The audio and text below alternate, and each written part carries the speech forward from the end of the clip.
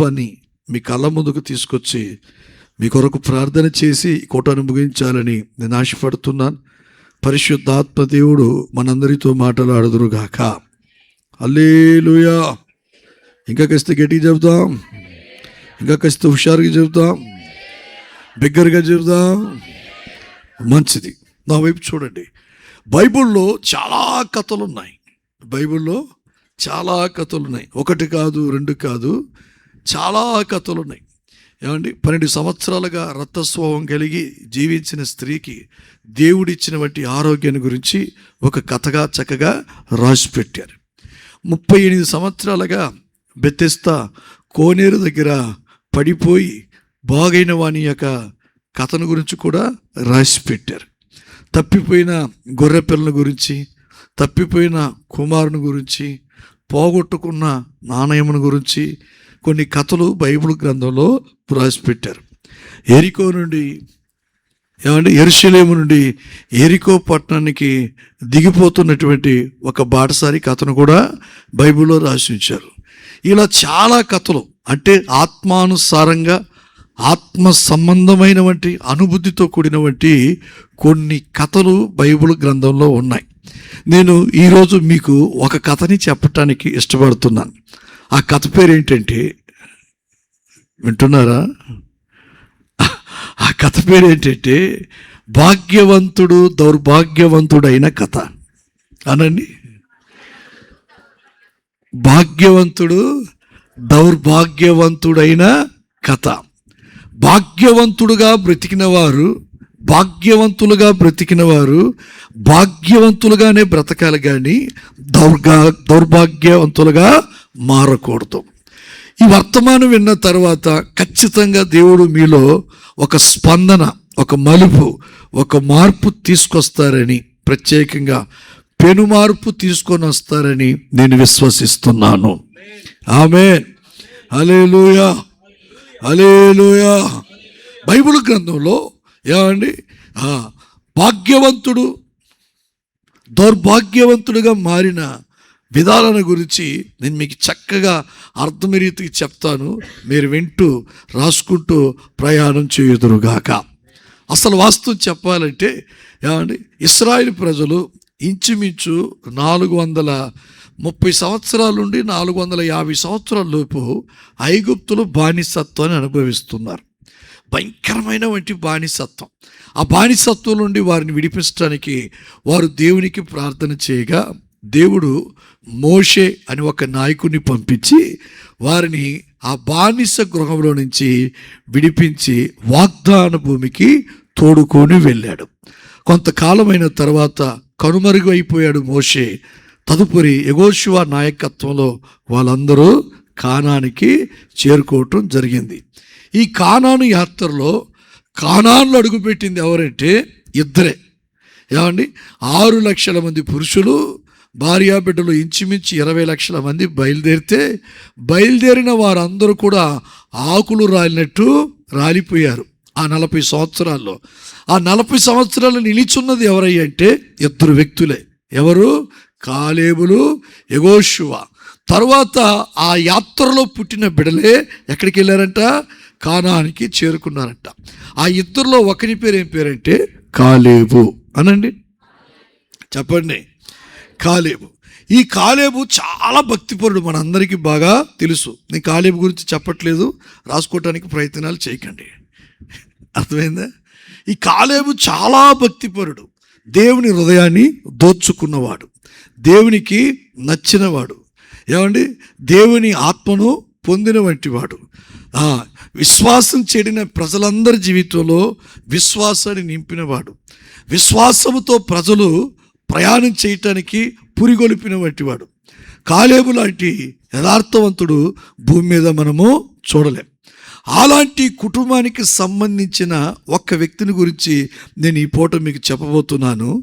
అతని పేరు ఏం పేరంటే, కాలేబు కుటుంబానికి, కాలేబు వంశానికి సంబంధించిన ఒక వ్యక్తిని గురించి నేను మీకు చెప్పాలని ఆశపడుతున్నాను. అతని పేరు ఏం పేరంటే నాబాలు. అనండి, గట్టిగా చెప్పరే, చెప్పాలా? ఈ నాబాలు గురించి బైబిల్ గ్రంథంలో రాసి ఇచ్చిన బట్టి ఒక్క ఒక మాటని మనం చదువుకుందాం. చూడండి, సమూయేలు రాసిన మొదటి పుస్తకం 25వ అధ్యాయం 2వ వాక్యాన్ని చదువుకుందాం. సమూయేలు రాసిన మొదటి పుస్తకం 25వ అధ్యాయం 2వ వాక్యం.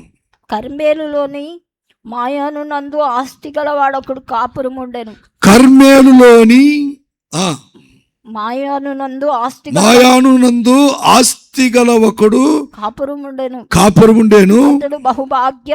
అతడు బహు భాగ్యవంతుడు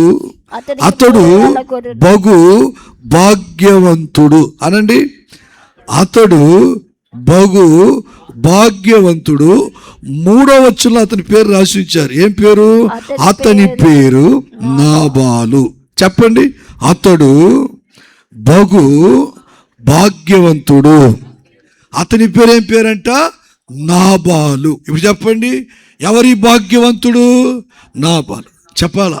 భాగ్యవంతుడైన నాబాలు దౌర్భాగ్యవంతుడిగా మారిన కథ ఈరోజు నేను మీకు చెప్పబోతున్నాను. శ్రద్ధగా విందురుగాక. నేనంటాను, దేవుడు ఈ మనిషిని ప్రేమించి, దేవుడు ఈ వ్యక్తిని ప్రేమించి, ఇతని కుటుంబాన్ని ప్రేమించి, ఇతని వ్యాపారాన్ని ప్రేమించి, ఇతని కలిగిన అంతటిని ప్రేమించి, ఇతని మీద ఒక ప్రత్యేకమైన దీవెన ఉంచి, ఇతన్ని ఆశీర్వదించి, ఇతని భాగ్యవంతునిగా మార్చాడంట. ఎవరిని మాట్లాడాలా? గట్టి చెప్పండి. ఎవరో నాది బావులు అన్నట్టుంది. ఎవరిది? నాది బావులు అన్నట్టుంది. అలా కాకుండా పేరును పలకండి చూద్దాం. నాబాలు అనండి. మళ్ళా అలా కాక గట్టిగా చెప్పండి ఒకసారి. Very good. ఏ బాలు? ఇతని దేవుడు ఎంతగా భాగ్యవంతుణ్ణి చేశాడనే విషయాన్ని నేను మీకు అర్థమైన రీతికి చెప్తాను. ఒక్కొక్క వాక్య భాగాన్ని మీరు తేటగా, నెమ్మదిగా, వివరంగా చదవటానికి ప్రయత్నాలు చేయండి. ఇతను భాగ్యవంతుడు అని చెప్పగలిగిన స్థాయికి ఇతని ఎదగటానికి దేవుడు కృప చూపాడంట. ఏంటి ఇతని భాగ్యం? ఏంటి ఇతని భాగ్యం? చూడండి, 25వ అధ్యాయంలోనే 2వ వచనాన్ని మళ్ళా చదువుదాం. కర్మేలులోని మాయాను నందు ఆస్తి గల ఒకడు కాపురముండెను. అతడు బహు భాగ్యవంతుడు. అతనికి 3,000 గొర్రెలను 3,000 గొర్రెలు 1000 మేకలు కలిగి ఉన్నాడంట. ఎన్ని గొర్రెలండి? గట్టి చెప్పండి. 3,000 గొర్రెలు, తర్వాత 1000 మేకలు. ఇప్పుడు 3,000 గొర్రెలు 1000 మేకలు ఉంటే వాడు భాగ్యవంతుడా దౌర్భాగ్యవంతుడా? చెప్పరే, మిమ్మల్ని అడిగేది. చెప్పాలా? 3,000 గొర్రెలు, తర్వాత 1000 మేకలు. ఇంతటి గొర్రెలని, ఇన్ని మేకల్ని దేవుడు అతనికి ఇచ్చి, బైబిల్ రాసి వచ్చారు, అతన్ని ఆస్తి గలవానిగా చేశాడట. ఏం గలవానిగా? గట్టి చెప్పండి. ఆ మాట రాసించారుగా అక్కడ. ఆస్తి గలవానిగా చేశాడంట. ఏంటయ్యా అతని ఆస్తి అంటే? 3,000 గొర్రెలు, తర్వాత 1000 మేకలు. ఇంతటి ఆస్తినిచ్చి అతన్ని దేవుడు భాగ్యవంతునిగా బ్రతికిస్తూ ఉన్నాడట. ఇది అతనికి కలిగిన భాగ్యవంతమైన జీవితంలో మొదటి భాగం. ఇకపోతే 2వ భాగాన్ని కూడా నేను మీకు చూపెడతాను. చదవండి. ఆ 2వ వచనాన్ని కొనసాగించి 3వ వచనం దాకా చదవండి. తన గొర్రెల బొచ్చు కత్తిరించుటకై పోయిండెను. అతని పేరు నాబాలు.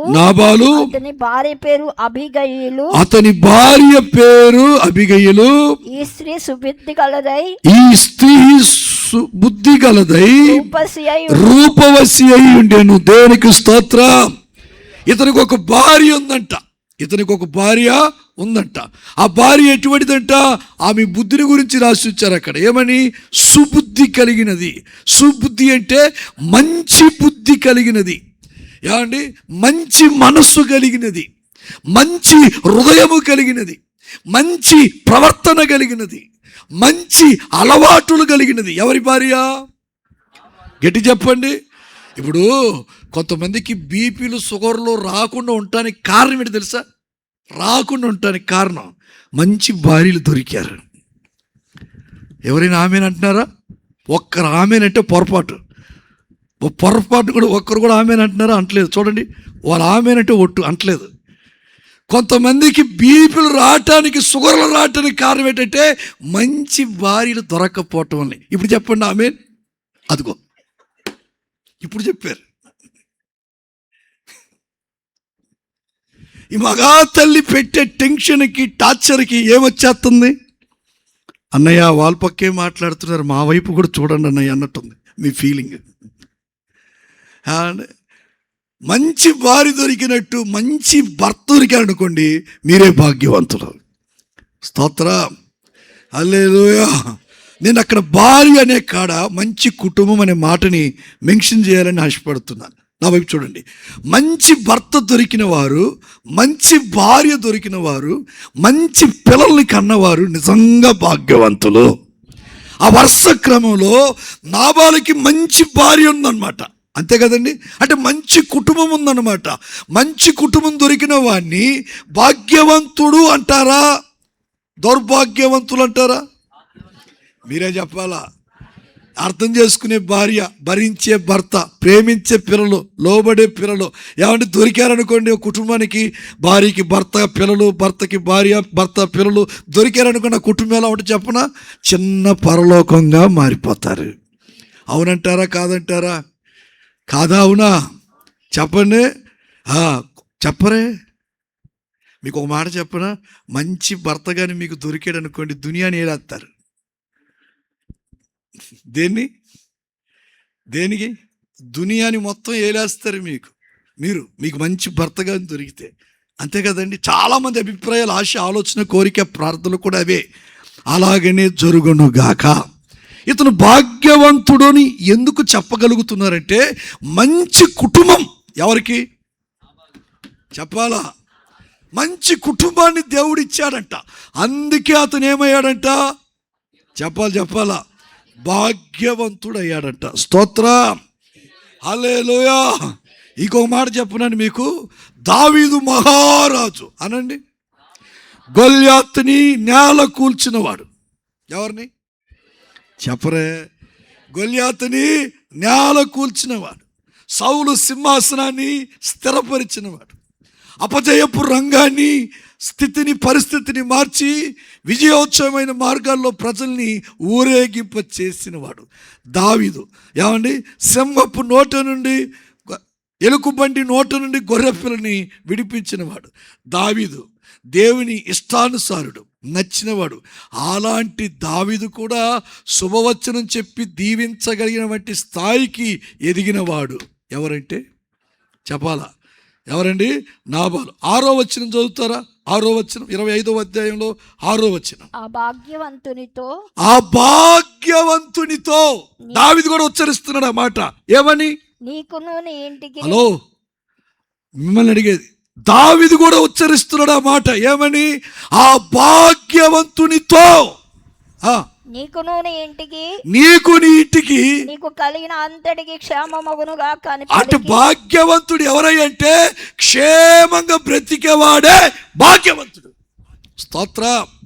ఆ మాటని దావీదు కూడా అర్థం చేసుకొని అతను ఏమంటాడు? క్షేమంగా బ్రతుకుతున్నాడే, ఆ భాగ్యవంతుని దగ్గరికి వెళ్ళండి రా అన్నాడు. అంటే ఒక కుటుంబంలో క్షేమం ఉందంటే దానికన్నా మించిన భాగ్యం మరొకటి ఏంటి చెప్పండి? మంచిగా చెప్పరే.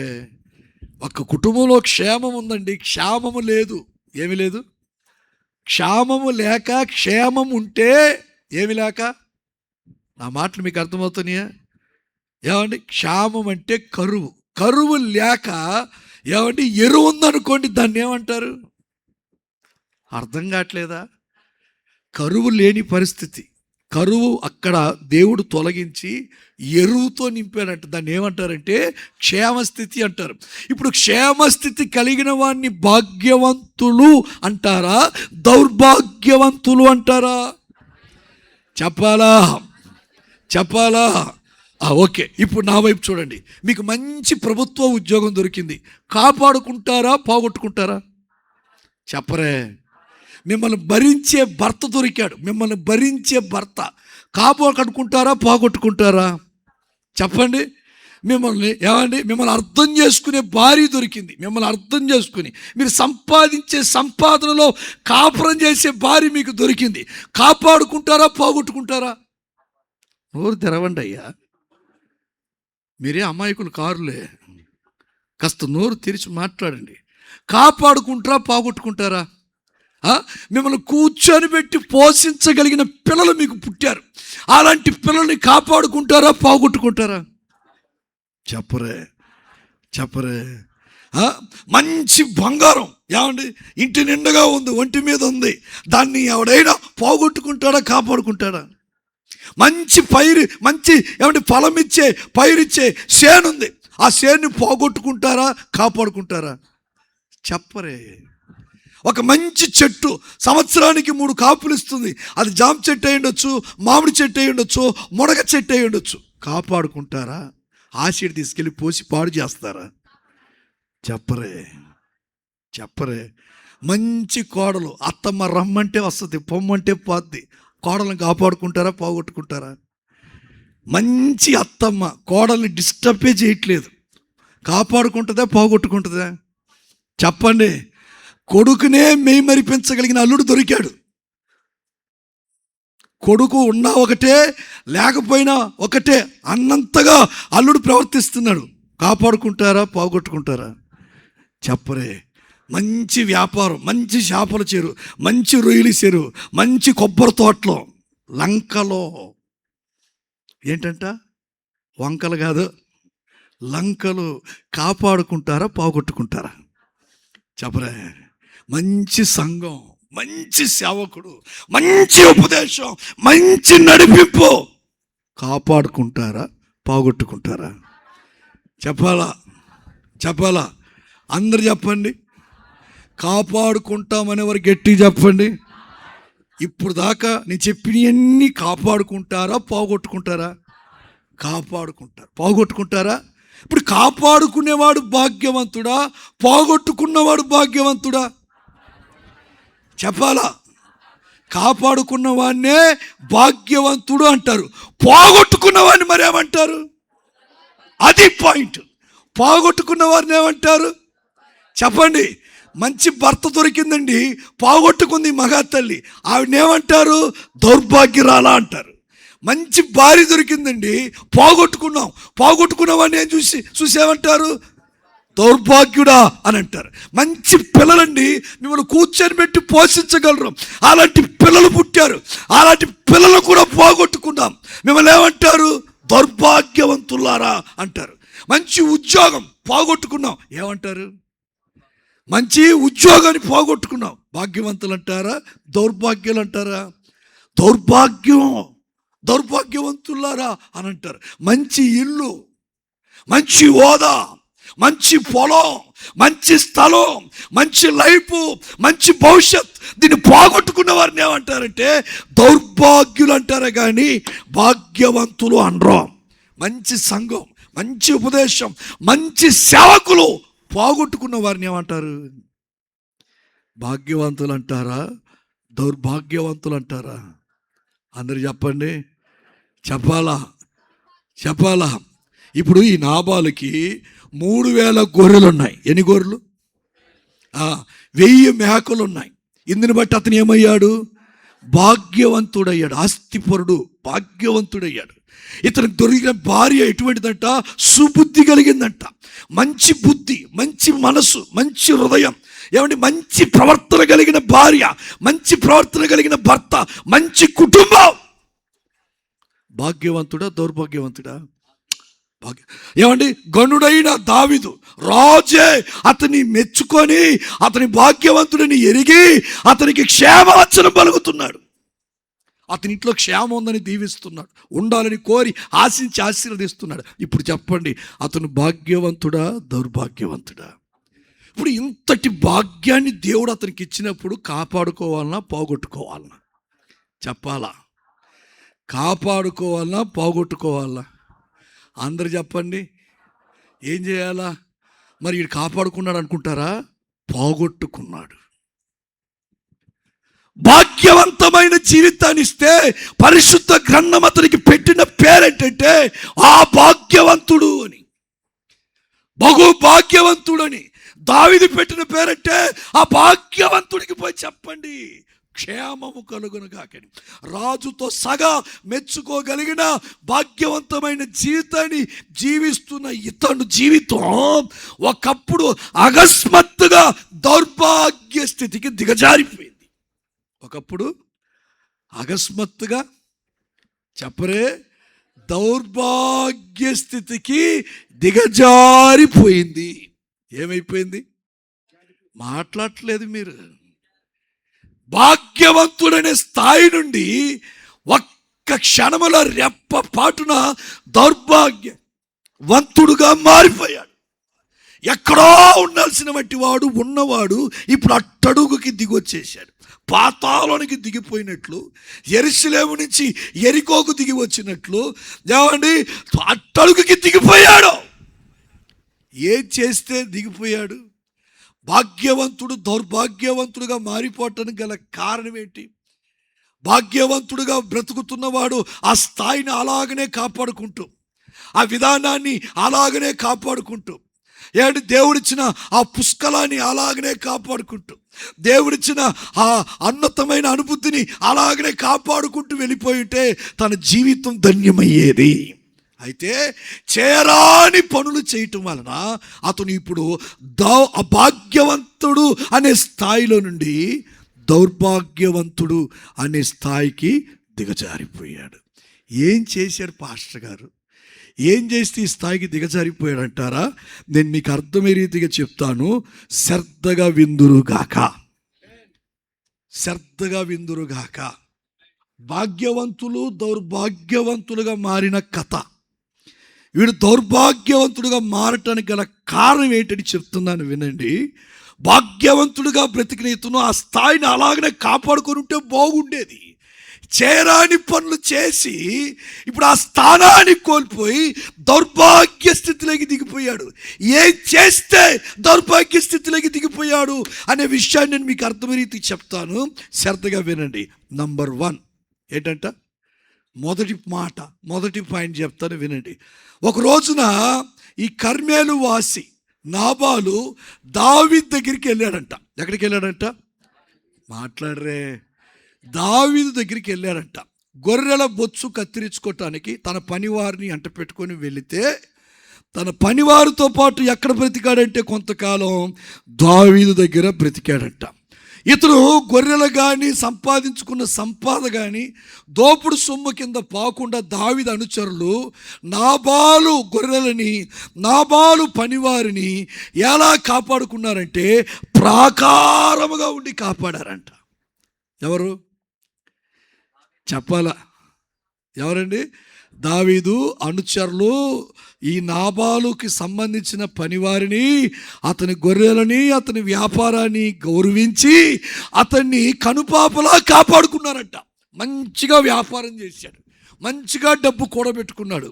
దావీదు అనుచరులతో చెప్పాడంట, అయ్యా నేను కొంతకాలం ఇక్కడ వ్యాపారం చేసుకోవటానికి మీరు తోడ్పడ్డారయ్యా, మీరు సహాయపడ్డారయ్యా. మీరు మాకు ప్రాకారంగా ఉండటం వలన రూపాయి కూడా దోపుడు సొమ్ము కింద పోలేదయ్యా.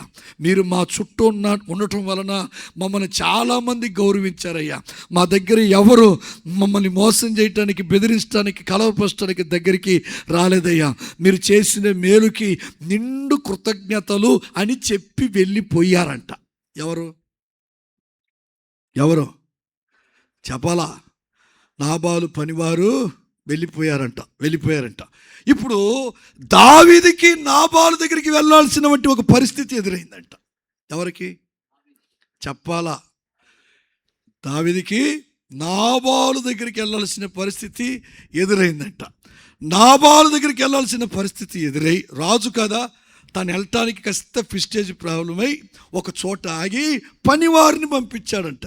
నాబాలు దగ్గరికి వెళ్ళండి, కర్మేల్లో ఉంటాడు, మనం వచ్చామని సంగతి చెప్పండి.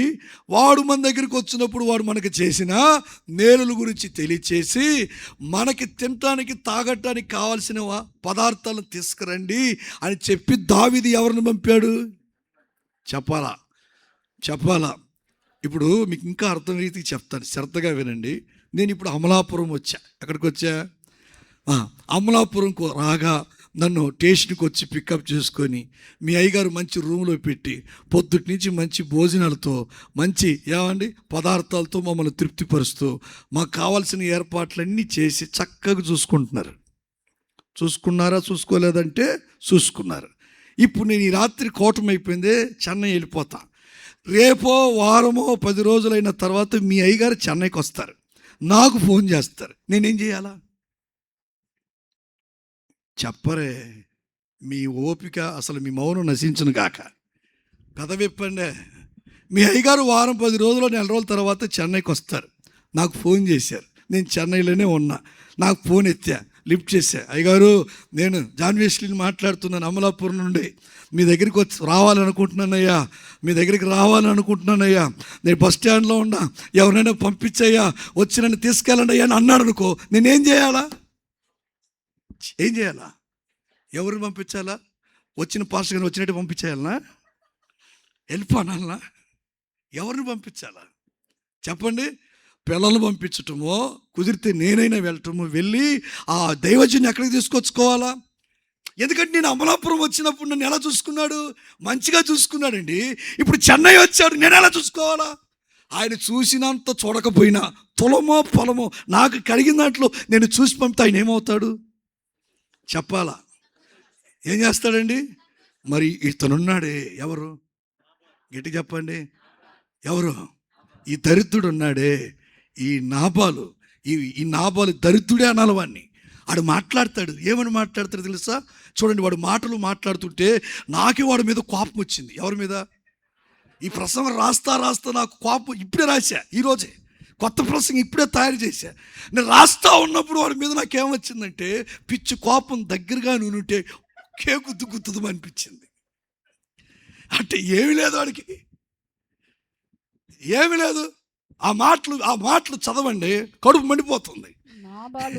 సమయాలు రాసిన మొదటి పుస్తకం 7వ అధ్యాయం 7వ వచనం నుండి 11వ వచనం దాకా చదువుదాం. నీ వద్ద గొర్రెల బొచ్చు కత్తిరించు వారు ఉన్నారు, సంగతి నాకు వినబడను. నీ గొర్రెల కాపరులు మా దగ్గర ఉండగా మేము వారికి ఏ కీడు చేసి ఉండలేదు. నీ గొర్రెల కాపరులు మా దగ్గర ఉండగా మేము ఏ కీడు చేసి ఉండలేదు. వారు కర్మేరలో ఉన్నంత కాలము వారేది పోగొట్టుకోలేదు. నీ పనివారిని నీవు అడిగిన ఎడల వారు అలాగూ చెప్పుదురు. కాబట్టి నా పని వారికి దయ చూపుము. మా పని వారికి దయ చూపుము. శుభదినమున మేము వచ్చితిమి కదా. నీకు ఇష్టం వచ్చినట్లు నీ దాసులకును, నీకు ఇష్టం వచ్చినట్లు మీ దాసులకుని, నీ కుమారుడైన దావీదుకును ఇమ్ము. నీ దావీదుకి మంచిలు ఇస్తావో, మజ్జిగిస్తావో, పెరిగిస్తావో, కూల్ డ్రింక్స్ ఇస్తావో, వాటర్ మిలాన్ జ్యూస్ ఇస్తావో, వాటర్ బాటిల్ చేతికిస్తావో. నా మాటలు మీకు అర్థమవుతున్నాయా? ఏదో ఒక మేలు చెయ్యి బాబో అని చెప్పి దావీదు మనుషులను పంపించాడు. ఎవరి దగ్గరికి? నువ్వు మా దగ్గరికి వచ్చినప్పుడు కోడి బిర్యానీ పెట్టాం. ఏ బిర్యానీ? కోడి బిర్యానీ పెట్టాం. నాటు కోడి బిర్యానీ చేసి పెట్టాం. ఏం చేప? పులస పండుగప్పంట, పండుగప్పు చేసి పెట్టాం. మీ దగ్గరికి వచ్చామయ్యా, ఏదో కస్తే వాటర్ మిలాన్ జ్యూసో, వాటర్ బాటిల్ పంపించయ్యా అని మనుషులు పంపిస్తే, ఏమండి ఆ మహానుభావుడు ఏం మాట్లాడుతున్నాడు తెలుసా? చదవండి. దావీదు పనివారు వచ్చి అతని పేరు చెప్పి ఆ మాటలన్నిటిని నాబాలుకి తెలియజేసి కూర్చుండగా, ఆ మాటలన్నీ నాబాలుకి తెలియజేసి వీడు ఏదో వాటర్ మిలాన్ జ్యూసో, వాటర్ బాటిల్ ఇస్తాడని కూర్చున్నారట. ఎవరు చెప్పరే? ఏదో వాటర్ బాటిల్, వాటర్ మిలాన్ జ్యూసో ఇస్తారో అని కూర్చొని ఆడు వైపు ఇంకా చూస్తున్నారట. వాడి వైపు చూస్తున్నారట. ఎవరి వైపు? నాబాలు వైపు. ఇప్పుడు నాబాల్ అంటాడు, దావీదెవడు? యెషయా కుమారుడు ఎవడు?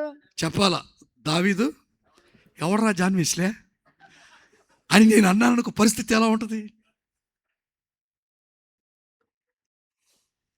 అదే జరిగింది అక్కడ. ఏమంటున్నాడు? నేనేమో ఇక్కడికి వచ్చానండి, పిక్కలు కాడ పెట్టారు నాకు, నేను తిన్నాను, సంతోషించాను, ఆనందించాను, ఇంటికి వెళ్ళిపోయా. వారం 10 రోజుల తర్వాత మీ అయ్యగారు వచ్చి ఫోన్ చేశారు, అయ్యా నేను అమలాపురం నుంచి జాన్ వెస్లీ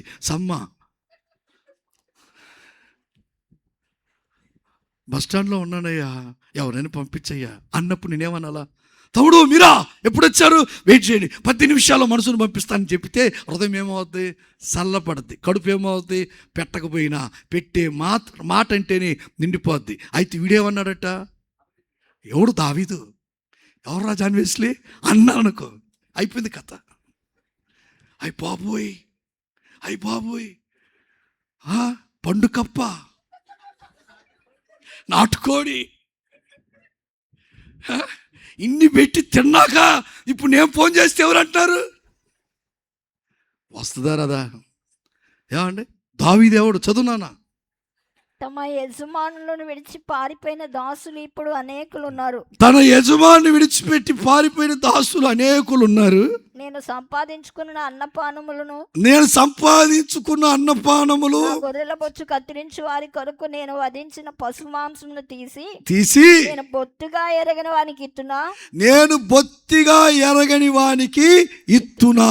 వీడు ఎరగడా, నంగనాసి. ఏ మాటలు ఏమనుకోకుండా మీకు అర్థం అవటానికి చెప్తున్నా. వీడు ఎరగడా. దావీదంటే ఎవరని తెలుసా తెలీదా? దావీదు బ్యాక్గ్రౌండ్ ఏంటంటే తెలుసా తెలీదా? దావీదు చరిత్ర తెలుసా తెలీదా? వీడు ఎవరి కుమారుడని తెలీదా? ఎవరి అల్లుడని తెలీదా? అన్ని తెలుసు. ఏమంటున్నాడు, దావీదు ఎవడు? తర్వాత యేసయ్య వాడు తెలియకపోతే వాళ్ళ ఆయన పేరు ఎక్కడ తెలిసింది? మనలో మాట, దావీదు ఎవడన్నప్పుడు వాళ్ళ ఆయన పేరు కూడా తెలియకూడదు కదా. యేసయ్య అంట, వాళ్ళ ఆయన పేరు చెప్తున్నాడు. ఏం పేరు? యేసయ్య. అన్నీ తెలుసు కూడా ఎలా ఉన్నారు వీడు. చదువమ్మా. బొత్తిగా ఎరగని వానికి ఇత్తునా. బొత్తిగా, ఎంత అన్యాయం, ఎంత దుర్మార్గం. బొత్తిగా చెప్పాల, బొత్తిగా. ఇప్పుడు వీడికి పాయింట్ ఏంటంటే, ఇప్పుడు వీడికి కృతజ్ఞత ఉందా లేదా చెప్పాలా? ఏమి లేదు చెప్పాలి. ఏమి లేదు. భాగ్యవంతుడు దౌర్భాగ్యవంతుడైన కథ. వీడు భాగ్యవంతుడుగా ఉండాల్సిన వాడు దౌర్భాగ్యవంతుడిగా మారటానికి గల కారణం ఏంటంటే కృతజ్ఞత లేనివాడు. ఏమి లేనివాడు చెప్పాలా? దావీదు దగ్గరికి వెళ్ళినప్పుడు దావీదు ఇతను పోషించాడు, ఇతనికి కీడు రాకుండా చూసుకున్నాడు. రూపాయి కూడా దోపుడు సొమ్ము కిందకి పోలేదు, ప్రాకారముగా నిలబడ్డారు. ఇప్పుడు దావీదు వచ్చాడండి కర్మేలకి. ఇతనికి నాబాలు అవసరత ఎంతైనా ఇప్పుడు ఉంది. నాబాలు తెలుసు, దావీదు ఎవరని తెలుసు, యెస్సే కుమారుడు ఎవరని తెలుసు, ఎవరి సౌలు అల్లుడు ఎవరని తెలుసు, మీకా భర్త ఎవరని తెలుసు, గొల్యాతుని చంపింది ఎవరని తెలుసు, అభినాదాపు సహోదరుడు ఎవరని తెలుసు. ఎవరికి అన్నీ తెలిసి ఎలా మాట్లాడుతున్నాడు, ఏమీ తెలియనట్టు. అందుకే ఇందాక ఒక పేరు చెప్పా. ఏ పేరు? అది బ్రహ్మాండం చెప్తున్నారా మీరు, భలే కనెక్ట్ అయ్యారుగా. అండి నంగనాశిలాగా మాట్లాడుతున్నాడు. నాకు తెలియదు. అటు ఏమీ లేదు అతని దగ్గర. చెప్పండి, నేను అంటాను, ఒక భాగ్యవంతుడు దౌర్భాగ్యవంతుడుగా మారిపోవటానికి మొదటి కారణం ఏంటి తెలుసా? ఏమండి, కృతజ్ఞుడుగా బ్రతకటం. ఎలా బ్రతకటం చెప్పాలా? నా వైపు చూడండి. మనం ఏం కలిగి ఉండాలా? ఎవరికి చెప్పనా? 1 దేవునికి అనండి, 2 దైవజనునికి అనండి, 3 దేవుని మందిరానికి అనండి, 4 ఆత్మీయులకి అనండి. ఈ 4కి మనం ఏం కలిగి ఉండాలా? 1 దేవునికి, 2 దైవజనునికి, 3 దేవుని మందిరానికి, 4 ఆత్మీయులకి. మనం ఏం కలిగి ఉండాలా? కృతజ్ఞత కలిగి ఉండాలా. దేవునికి ఎందుకు కృతజ్ఞత కలిగి ఉండాలా? నిన్ను ప్రాణంతో పెట్టినందుకు. దేవుని సేవకుడికి ఎందుకు కృతజ్ఞత కలిగి ఉండాలా? నీ కుటుంబం, నీ కాపురం, నువ్వు బాగుపడాలని కడుపు మార్చుకొని 21 రోజు ఉపవాసం ఉన్నందుకు. దేవుని మందిరానికి ఎందుకు నువ్వు కృతజ్ఞత కలిగి ఉండాలా? ఇక్కడ అడుగు పెట్టాక నీ జాతకం మారిపోయినందుకు. ఆత్మీయులకి ఎందుకు కృతజ్ఞత కలిగి ఉండాలా? ప్రార్థన చేసినప్పుడల్లా నీ పేరు ఎత్తి పట్టుకున్నందుకు. స్తోత్ర, హల్లెలూయా. ఏం కలిగి ఉండాలా? వీడికి ఏమి లేదు, ఇప్పుడు ఏమి లేదు. పోనీ మనకి సౌండ్ లేదు. మీ పక్కన ఉన్న వారి చేతులు పట్టుకొని చెప్పండి. ఏం చెప్తారంటే, ఏమండి చెప్పండి, ఏమండి మీరు కూడా నాబాలు వలె కృతజ్ఞత లేనివారుగా కాక కృతజ్ఞత కలిగి బ్రతుకుదురు గాక. ఎవరికి ఎవరికి? దేవునికి, దైవజనునికి, దేవుని మందిరానికి, ఆత్మీయులకి. మనం ఏం కలిగి ఉండాలా? ఉందా? కస్తైన కృతజ్ఞత ఉందా? ఏమండి, ఏదో ఒక సామెత అంటారు, ఏమంటారు? తిన్న వాసాలను ఏం చేస్తారంట? అబ్బా, మీకు అన్నీ తెలుసు అయితే. ఏమండి, ఒకప్పుడు చర్చిలోకి వచ్చేటప్పుడు ఎలా ఉంటారంటే మౌనంగా ఉంటారు. పాట పాడని తెలీదు, ఏమండి, బైబిల్ చదవని తెలీదు, ప్రార్థన చేయని తెలీదు, చీపురు పట్టుకొని తెలీదు, పరిచర్య చేయని తెలీదు, సరిగా తిండి ఉండేది కాదు, సరైన బట్టలు ఉండేది కాదు, సరైన వాహనం ఉండేది కాదు, ఒంటి మీద బంగారం ఉండేది కాదు, ఇంటి ముందు వాహనాలు ఉండేవి కాదు, ఏమంటే డైనింగ్ టేబుల్ మీద తినే ఆశ ఉంది కానీ తినటానికి అవకాశాలు ఉండేవి కాదు. ఇప్పుడు దేవుడు పూర్తిగా అంతా మార్చేశాడండి. అంత లగ్జరీ లైఫ్లోకి తీసుకెళ్ళిపోయాడు. స్తోత్రం, హల్లెలూయా. పంపులో కొలాయిలో నీళ్ళు పట్టుకొని తాగే దినాలు పోయి ఇప్పుడు కాపర్ వాటర్ టాటా బాటిల్లో తాగే స్థాయికి వచ్చేసారు. ఈ స్థాయికి తీసుకొచ్చిన ఆ దేవుణ్ణి మర్చిపోయారు, ఆ దేవుని సేవకుని మర్చిపోయారు, ఆ దేవుని ఆలయాన్ని మర్చిపోయారు, ఏమండి ప్రార్థించిన ఆప్తులను మర్చిపోయారు. మర్చిపోకుండా కృతజ్ఞత కలిగి ఉంటే ఈ పూట ఎంతమంది వచ్చారో ఉదయం కూడా అంతమంది వచ్చి ఉంటారు. ఇప్పుడు ఎంతమంది వచ్చారో ఉదయం అంతమంది. ఉద్యోగం ఏంటంట? ఉద్యోగం, సంపాదన, బిజీ. ఏమనుకోకుండా, నేను మిమ్మల్ని అంటలేదు, మీరు బంగారం అంటే సహజంగా వీళ్ళు చేస్తారు కొంతమంది లోకస్తులు. సంపాదన మీద ఆశపడి ఏమంటే ఉపవాస కూటాలు జరిపిన, ఉద్యోగ కూటాలు జరిపిన, ఆదివారపు ఆరాధనలైనా మానేసి వెళ్ళిపోతారు. నిజంగా చెప్పనా, ఆలోచన ఉన్నవాడు ఏం చేస్తాడంటే, ఆ మహానుభావుడే, ఆ తల్లే 21 రోజు కడుపు మార్చుకొని కూర్చొని మా కొరకు ప్రార్థన చేస్తున్నారు, మన కొరకు చేస్తున్నారు. 3 రోజులు పర్మిషన్ పెట్టుకుంటే, సెలవు పెట్టుకుంటే నష్టపోయేది ఏముంది?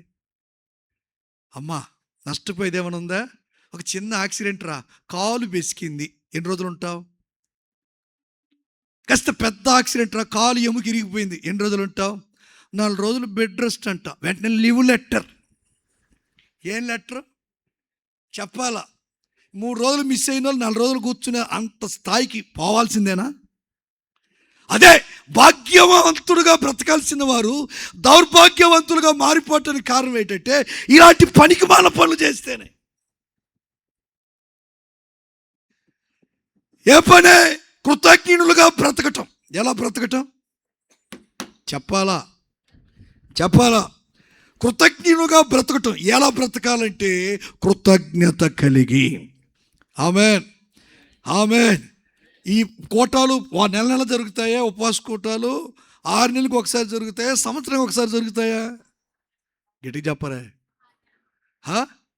సంవత్సరానికి ఒక్కసారి జరుగుద్ది. ఒక 3 రోజులు సెలవు పెట్టుకుంటే నష్టపోయేది ఏమని చెప్పండి? మీకు తెలియదయ్య గారు, మా ఆఫీస్లో లీవ్ ఇవ్వరు. నాకు తెలుసయ్య గారు, నువ్వు చెప్పాల్సిన రీతిలో చెప్తే ఇస్తారు. నీకు లీవు జీతం కూడా కావాలా? ఏం కావాలా?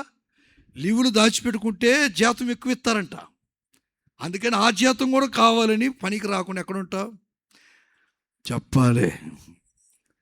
మనకంటే ఎన్ని సెలవులైనా పెట్టుకుంటాం కదా. దేవుని మందిరానికంటే చాలా తాస్కారం. ఏమని చెప్పాలా? ఈ మధ్య చెన్నై నుండి నర్సాపూర్కి ఒక కొత్త ట్రైన్ వేశారు, వందే భారత్. ఏం భారత్? గట్టిగా చెప్పండి. నర్సాపూర్ నుండి అమలాపురానికి ఎంత దూరం? గంట ఉంటుందా? చెప్పండి. సరే, నర్సాపూరుల గురించి మాట్లాడుకుంటాం, అమలాపురాల గురించి మనకి ఎందుకులే. 3 గంటల 45 నిమిషాలకి బండి స్టార్ట్ అవుద్ది. ఎక్కడ చెప్పరే? నర్సాపూర్లో. ఎన్ని గంటలకి? అక్కడ 3 గంటల 45 నిమిషాలకి స్టార్ట్. సాయంత్రం ఇంట్లో నుంచి ఎన్ని గంటలకు బయలుదేరుతారు? 3:45కి బయలుదేరుతారా? 3:45కి బయలుదేరిపోతే ప్లాట్ఫామ్ మీద బండి ఉంటుందా? బండి డ్రైవరు ఏమనుకోకండి, మీ బాబా.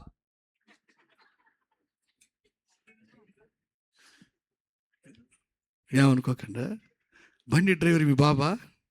మా కుమార్తె వస్తుంది, సిగ్నల్ ఆపండి, కాసేపు వెయిట్ చేద్దాం అని అవుతాడా? మరి చర్చికి మాత్రం ఎలా వస్తారు చెప్పనా? తాబేలు వాళ్ళని నడిచి వెళ్ళి తండ్రిని స్తుతించదము. ఎవరి వలన పాడాల? తాబేలు వాళ్ళని నడిచి వెళ్ళి తండ్రిని స్తుతించదము. ఎక్కడికి వస్తే అప్పుడు మందిరం నుంచి ఇంటికి వెళ్తాం. మందిరం నుంచి ఎక్కడికి వెళ్తాం? ఇంటికి వెళ్తాం. కుందేలు వాళ్ళని ఇంటికి వెళ్ళి వంటలు చేసేదము. నీ దుంప తెగ కృతజ్ఞత ఉందా? ఖచ్చితైనా ఉందా? చర్చికి వచ్చేటప్పుడేమో తాబేలాగా, ఇంటికి వెళ్ళేటప్పుడేమో కుందేలాగా. అందరికన్నా ఆలస్యంగా వస్తావు, అందరికన్నా ముందు వెళ్ళిపోతావు. మారు మనసు పొందుదుముగాక. ఆమేన్. హల్లెలూయా, హల్లెలూయా, హల్లెలూయా. ఒక అర్ధ గంట భాగ్యరావణ చేతికి మైక్ ఇద్దాం అనుకుంటున్నాను. పాతాళం నరకంలో 4 స్థలాలు చెప్పిస్తా ఇప్పుడు. అప్పుడు ఉంటుంది మీ కథ. స్తోత్రం. ఎందుకు హల్లెలూయా? కృతజ్ఞత కలిగి బ్రతుకుదుము గాక. ఏ విషయంలో చెప్పాలా? ఏ విషయంలో? దేవుడు నీకు చేసిన ఉపకారానికి ఏం కలిగి ఉండాలా? మనుషులు నీకు చేసిన ఉపకారానికి ఏం కలిగి ఉండాలా? దేవుని మందిరం నీకు చేసిన ఉపకారానికి ఏం కలిగి ఉండాలా? దైవజనుడు నీకు చేసిన ఉపకారానికి ఏం కలిగి ఉండాలా? నాబాలకు ఏమీ లేదు. కృతజ్ఞత కలిగి ఉంటే ఏ స్థాయిలో ఉండేవాడు? భాగ్యవంతుడుగానే ఉండేవాడు. ఈరోజు దౌర్భాగ్యవంతుడిగా మారిపోవటానికి గల కారణం ఏంటంటే లేదు, ఏమీ లేదు. చెప్పాలా? కృతజ్ఞత లేదు. ఎవరికి? యేసన్న గారు ఒక మంచి పాట పాడారు. నేను ఒక పల్లవి పాడతారా నాతోటి? పాడతారా? కృతజ్ఞత లేనివారు వెళ్ళ కొల్లదిగా కూలినారు. తెలుసా? తెలీదా? ఏమండి తెలుసా? పోనీ కృపలను తలంచి అదని తెలుసా? కృపలను తలంచుచు, కృపలను తలంచుచు ఆయుష్కాలమంతా ప్రభుని. అదిగో ఆ రిధానికి తగినట్టు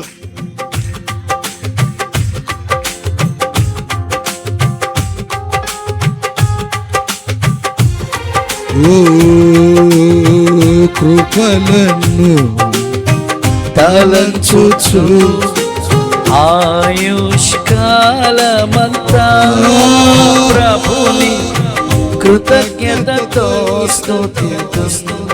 ఆయుష్కాలమంతా ప్రభుని కృతజ్ఞతతో స్తుతిస్తు. వేసుకో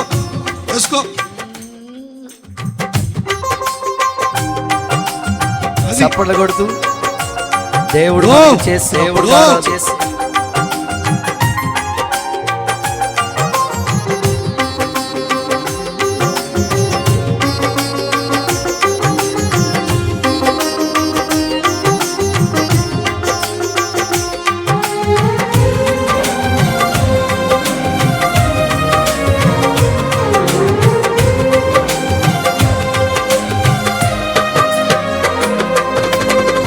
కన్నీటిలో నే కృంగిన వేళలలో కన్నీటిలో ఎలలో నే కృంగిన వేళలలో నింగిని చీల్చి వర్షము పంపి నింపెను నా హృదయం, యేసు నింపెను నా హృదయం. నింగిని చీల్చి వర్షము పంపి నింపెను నా హృదయం, యేసు నింపెను నా హృదయం. కృపలను తలంచుచు, కృపలను తలంచుచు, ఆయుష్కాలమంతా ప్రభుని కృతజ్ఞతతో స్తుతిస్తు, ఆయుష్కాలమంతా ప్రభుని కృతజ్ఞతతో స్తుతిస్తు. ఇంకొకసారి ఆయుష్కాలమంతా ప్రభుని కృతజ్ఞతతో స్తుతిస్తు, ఆయుష్కాలము.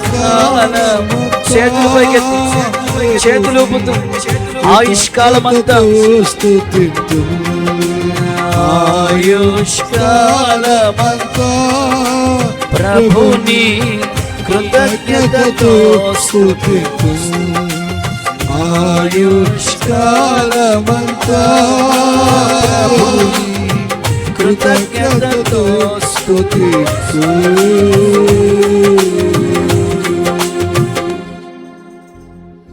ఆయుష్ కాలమంతా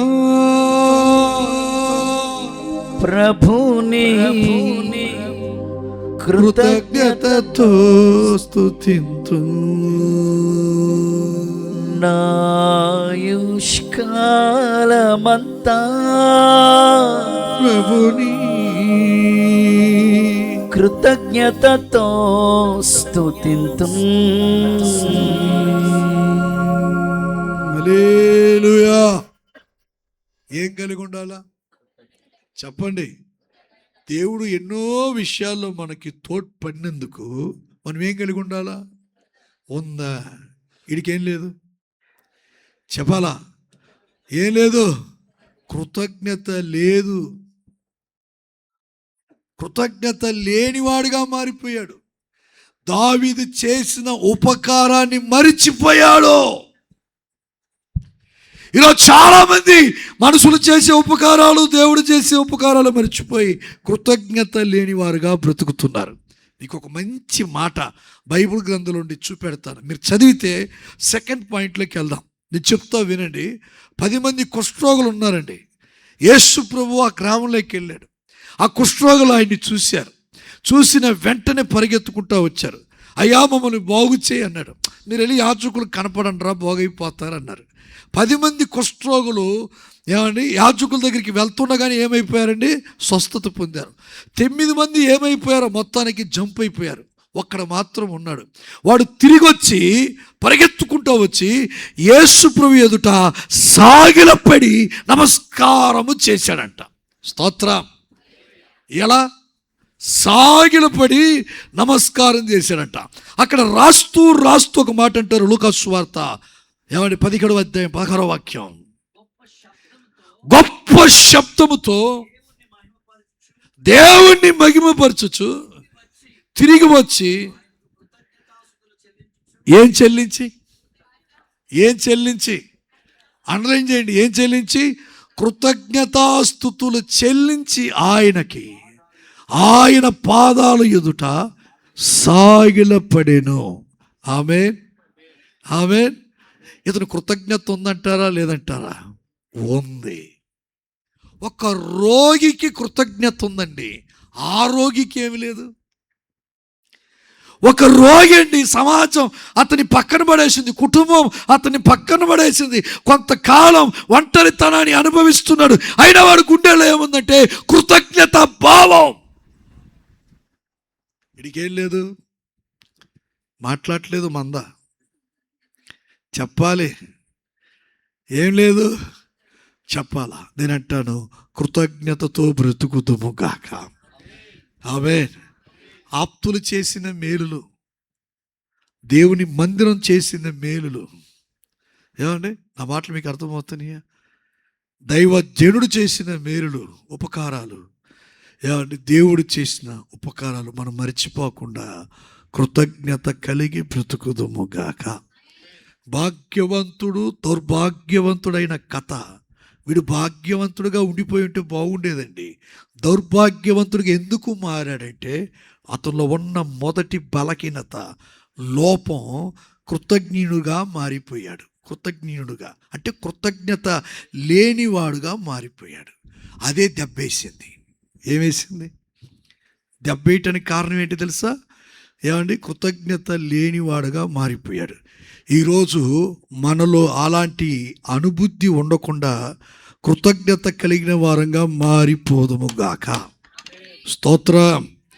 హల్లెలూయా, హల్లెలూయా. రెండో పాయింట్ చెప్పనా? రెండో పాయింట్ చదవండి బైబిల్ గ్రంథం. అక్కడే రాసి ఉంచారు. ఏమండి? దావీదు వచ్చి వెళ్ళిన తర్వాత అక్కడ పనివాడు ఒకడు ఉంటాడు. ఆ పనివాడు మాట్లాడే మాటలు విందాం. 14వ వచనం నుంచి చదవండి. పనివాడు ఒకడు నాబాలు భార్య అయిన అబీగయిలుతో ఇట్లా నేను అమ్మా అనండి. ఏంటంట? అనండి ఇంకొకసారి. కమ్మా కాదు, అందరు చెప్పండి. అమ్మా. ఎవరిని? నాబాలు భార్యని ఏమంటున్నాడండి? అమ్మా. ఏమని పిలుస్తున్నాడు? మాట్లాడరే అమ్మ. ఎంత మర్యాద, ఎంత గౌరవం! ఆ పిలుపులో ఎంత ఆప్యాయత కనపడుతుంది, ఆ పిలుపులో ఎంత దీనత్వం కనపడుతుంది. అమ్మా, ఇదిగో నీ కుమారుడు అన్నట్టు. ఎవరు? యేసుప్రభు అన్నట్టు ఆడు కూడా ఏమంటున్నాడు? పనోడు అమ్మా అంటున్నాడు. ఎవరిని చెప్పాలా? ఎవరిని? నాబాలు భార్య అయిన అబీగయిల్ని. అండర్లైన్ చేశారా? కింద భాగం చదువుకుంటూ వద్దాం. 17 వచ్చిందా చదవాలా? మనకు కావాల్సిన వంటి మాట 17 వచ్చిందో. అరణ్యంలో నుండి మన యజమానుని కుశల ప్రశ్నలు అడుగుటకై దూతలను పంపించగా అతడు వారితో కఠినంగా మాట్లాడాను. అయితే ఆ మనుషులు మాకెంతో ఉపకారం చేసి ఉన్నారు. పొలములో వారి మధ్యన సంచరించున్నంత సేపు అపాయం గాని నష్టం గాని మాకు సంభవింపనే లేదు. మేము గొర్రెలను కాల్చున్నంత సేపు వారు రాత్రింబగలు మా చుట్టూ ప్రాకారముగా ఉండిరి. అయితే మా యజమానునికి అతని ఇంటి వారందరికీ వారు కీడు చేయ నిశ్చయించి ఉన్నారు గనుక ఇప్పుడు నీవు చేయవలసిన దానిని బహు జాగ్రత్తగా ఆలోచించు. చదువు. మన యజమానుడు బహు పనికి మాలినవాడు. మన యజమానుడు చెప్పండి. అక్కడేమో ఏమన్నాడు? అమ్మా అన్నాడు. ఎవరిని? నాబాలు భార్య అయిన అబీగయిల్ని ఏమన్నాడు? అమ్మ అన్నాడు. ఇక్కడ అబీగయలు భర్త అయిన నాబాల్ని ఏమంటున్నాడు?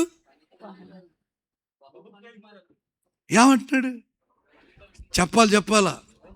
అక్కడేమన్నాడు? నాబాలు భార్య అయిన అబీగయిల్ని అమ్మా అన్నాడు. ఇక్కడ అబీగయలు భర్త అయిన ఏమంటే నాబాల్ని ఏమంటున్నాడు? చెప్పండి. వీడికి ధైర్యం ఎలా వచ్చింది?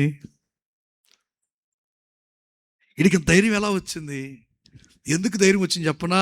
ఈ ఉద్యోగం ఉన్నా ఊడినా ఒకటే. ఈ పనికి మాలడితో పని చేయటం కంటే మౌనంగా ఉండటం మంచిది. అంటే వాళ్ళు తట్టుకోలేకపోయాడు. ఎందుకంటే వీడు కూడా దావీదు దగ్గరికి వెళ్ళిన వారిలో ఒకడు. స్తోత్రం. నా మాటలు మీకు అర్థమవుతున్నాయండి? గతంలో దావీదు దగ్గరికి 10 మంది వెళ్ళుంటే, 9 వెళ్ళుంటే ఆ 9లో ఒకడు, ఆ 10 మందిలో ఒకడు ఎత్తును. అతను దావీదు ఇతను చూసుకున్న విధానం ఇతనికి తెలుసు. ఇతను చెప్పుతుంటే అతను వింటలేదు, కఠినంగా మాట్లాడాడంట. ఎవరు? నాబాలు. ఇప్పుడు ఆ యజమాని చూసి పనివాడు అంటున్నాడు, ఒట్టి పనికి మాలినోడి దగ్గర నేను పని చేస్తున్నా. ఎవరి దగ్గర? నేను ఒక మాట చెప్పనండి, మీకు ఒక మాట చెప్పనా? చాలామంది ఈ రోజున ఏమైపోయారంటే పనికి మాలినోళ్ళుగా తయారైపోయారు. పనికి రానంటున్నారు. ఏ పనికి? నన్ను ఏమనుకోకండి, కాస్త గట్టిగా మాట్లాడుతున్నా. ఇంకొకసారి పొరపాటును కూడా పిలవరని తెలుసు.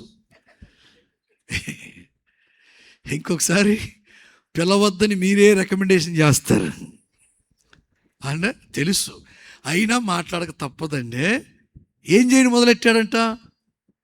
పనికిమాలిన పనులు చేస్తూ ఉంటారు. ఎవరు?